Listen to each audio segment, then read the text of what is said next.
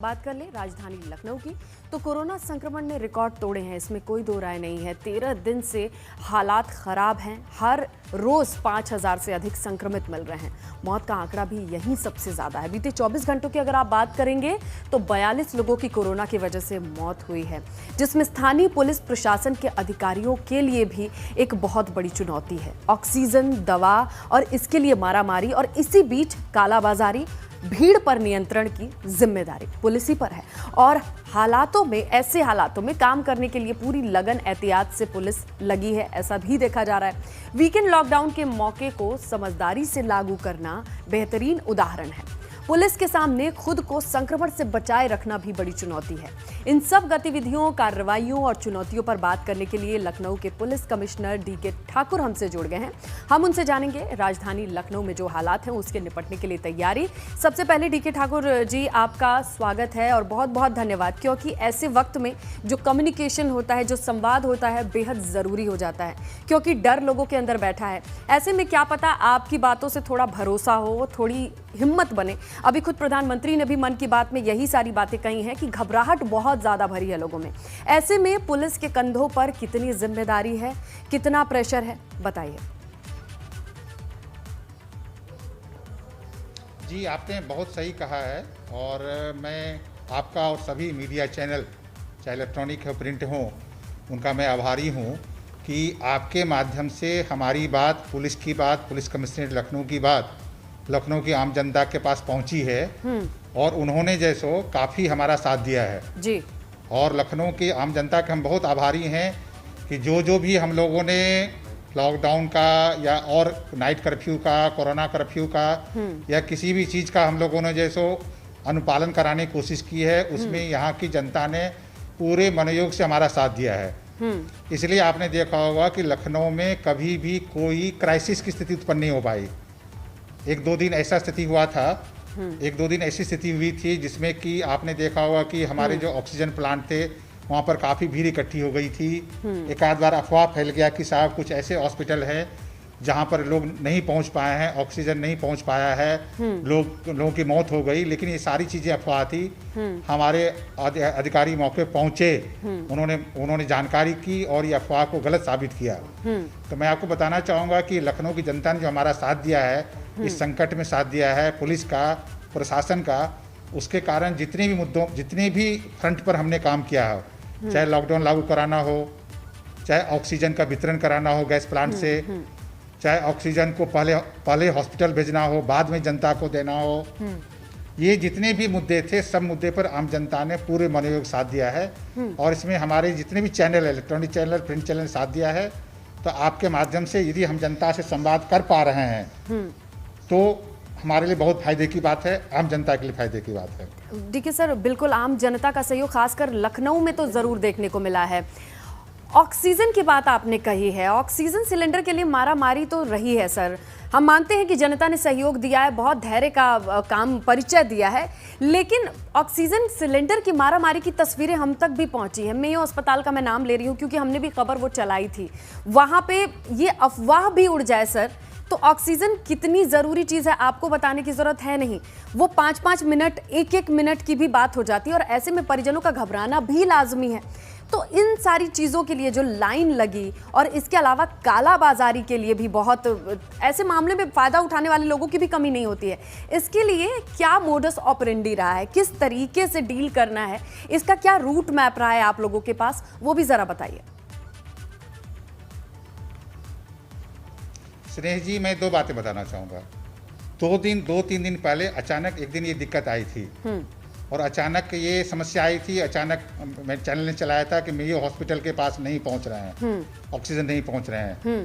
Mayo hospital के जो भी मालिक थे उन्होंने भी एक SOS कॉल डाल दिया था। अच्छा। मेयो हॉस्पिटल के मालिक ने अपने हॉस्पिटल के बाहर एक नोटिस ही चस्पा कर दिया था। जी जी जी। और उस दिन एक अफवाह भी उड़ गई थी कि मेयो हॉस्पिटल में ऑक्सीजन ना पहुँचने से 4 लोग मर गए हैं।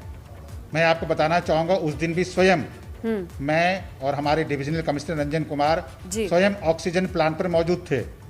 मुरारी ऑक्सीजन प्लांट था, वहां से हमने अपने सामने मेयो के लिए जो ऑक्सीजन रवाना कराया था, फिर परेर हाट से रवाना कराया था।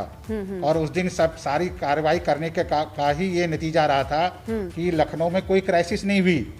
उस दिन भी, और किसी भी दिन नहीं, उस दिन भी लखनऊ में ऑक्सीजन ना होने से किसी हॉस्पिटल में किसी की मृत्यु नहीं हुई। उसी शाम में माननीय मुख्यमंत्री ने पुनः इसकी समीक्षा की और माननीय मुख्यमंत्री की समीक्षा में सभी प्राइवेट सरकारी हॉस्पिटल के अलावा मेयो हॉस्पिटल के प्रतिनिधि भी उपस्थित थे। उनके मालिक नहीं थे क्योंकि मालकिन जो है मधुलिका सिंह शायद उस दिन वो बीमार थी, कोविड पॉजिटिव थी, तो उन्होंने इसको अटेंड नहीं किया था। लेकिन और जो अधिकारी थे उनको अटेंड किए थे और माननीय मुख्यमंत्री ने भी उनको यही निर्देश दिया था कि कृपया पैनिक ना फैलाया करें। ठीक है सर, जहाँ जो कमी इसलिए इंटरप्ट कर रही हूँ, शायद कम्युनिकेशन इस वक्त पे, वही मैंने शुरुआत में कहा, कम्युनिकेशन गैप लोगों को बहुत परेशान करता है। देखिए, जब कोई अपनों को परेशान देखता है तो उसके कॉन्शियस काम नहीं करते हैं। ऐसे में अस्पताल की भी मजबूरी है कि वो ऑक्सीजन सिर्फ ट्रीटमेंट दे सकते हैं, क्योंकि आपको भी पता है पुख्ता कोई इलाज नहीं है कोविड का। ऑक्सीजन के दम पर हम उसके रिकवर होने का इंतजार करते हैं। ऐसे में कम्युनिकेशन गैप कहीं हो रहा है क्या? क्योंकि देखिए, स्वास्थ्य महकमा की कम्युनिकेशन गैप की तो हमने खबरें दिखाई हैं और उससे हर कोई मान रहा है। सीएमओ का फोन ना उठाना वो लाइव टेलीकास्ट हो चुका है।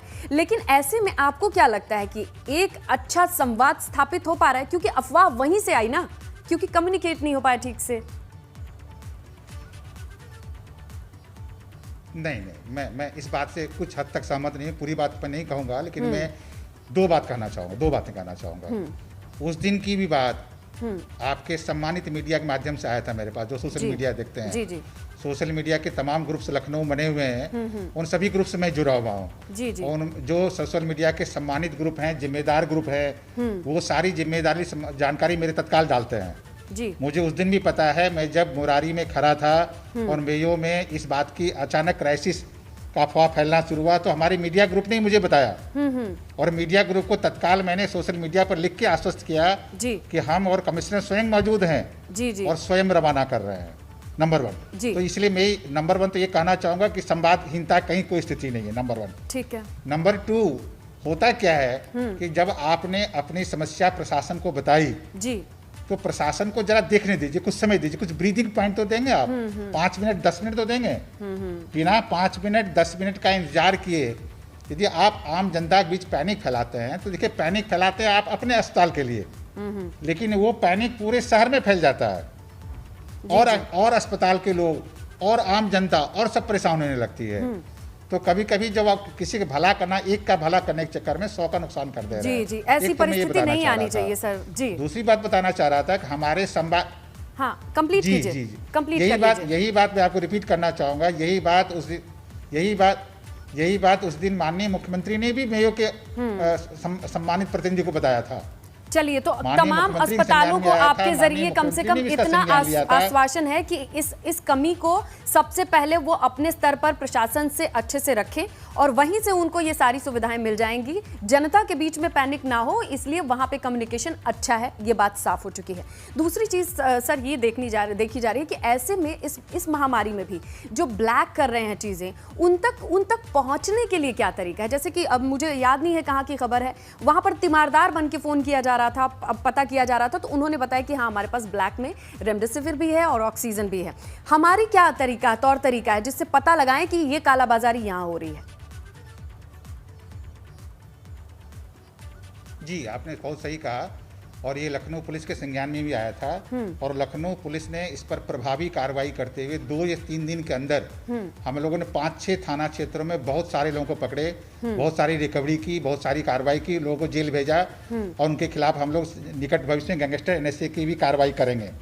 मैं ये भी बताना चाहूँगा, मैंने उसी के साथ साथ हम लोगों ने एक व्हाट्सएप नंबर भी जारी किया, मैं फिर आपके चैनल के माध्यम से फिर जारी कर रहा हूँ। हमारा व्हाट्सएप नंबर है 9454000290।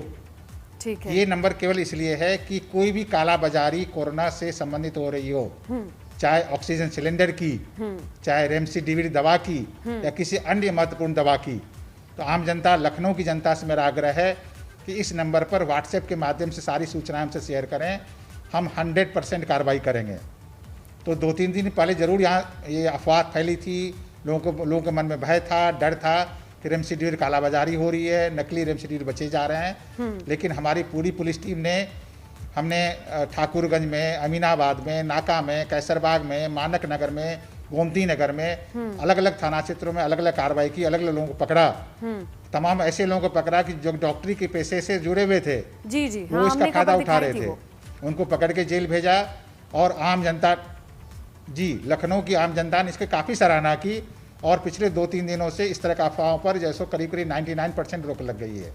फिर भी आपके माध्यम से, आपके चैनल के माध्यम से आम जनता से मेरा आग्रह है कि कभी कोई जानकारी मिले, कभी कोई उनको शिकायत मिले, समस्या मिले, किसी भी तरह कालाबाजारी के बारे में, आप बिल्कुल सही कह रहे हैं, बिल्कुल सही कह रहे हैं अपनी जगह पे। लेकिन क्या होता है जब कोई इस क्राइसिस में होता है और कोई मान लीजिए कि दूसरा मसला होता, तो लोगों को ये दिमाग में आता है कि चलो फोन करके बता देते हैं।